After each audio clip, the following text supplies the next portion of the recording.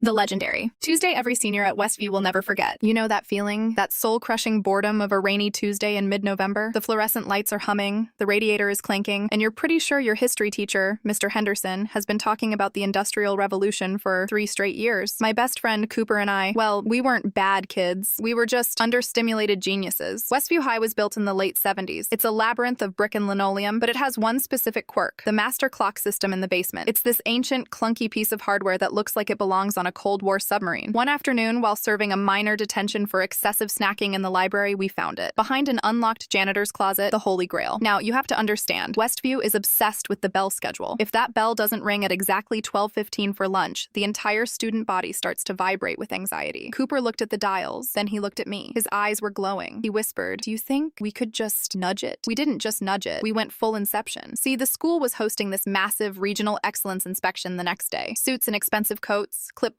the whole don't shame the district vibe. The principal, Dr. Miller, was a total hard-nose who lived for his schedule. Tuesday morning, 7:45 a.m. While the admin was busy sucking up to the inspectors in the lobby, we slipped into the basement. We didn't change the time all at once. That's amateur hour. Instead, every 15 minutes, we turned the master dial forward by 3 minutes. It was a slow burn, a psychological experiment. By second period, the kids were looking at their watches, then at the wall clock, then back at their watches. There was this static in the air. By 10:30, according to the school's reality, it was actually 11:15. The cafeteria staff started freaking out because the ovens weren't ready, but the bell rang. 800 hungry teenagers flooded the halls 45 minutes early. I remember seeing Dr. Miller in the hallway. He was staring at his gold Rolex, then at the wall clock, then back at his Rolex. He looked like his brain was trying to divide by 0. The inspectors, they were just confused. They kept asking why the scheduled faculty symposium was happening while students were throwing tater tots in the quad. But here's the kicker, the pièce de résistance. We had set the final end-of-day bell to trigger at exactly 1:45 p.m. The look on everyone's face when that final long buzz echoed through the halls, it was art. The teachers were exhausted. They didn't even fight it. They just packed their bags and left. They figured the district had changed the schedule and forgot to tell them. Typical bureaucracy, right? By 2 o'clock, the parking lot was a ghost town. Cooper and I stood on the football field watching the literal suits standing on the front steps, looking at a completely empty school building, while the sun was still high in the sky. They never caught us. They blamed a power surge and magnetic interference from the old boiler. But every time I drive past that brick building, I look at my watch and I smile, because for one glorious Tuesday, time didn't just fly.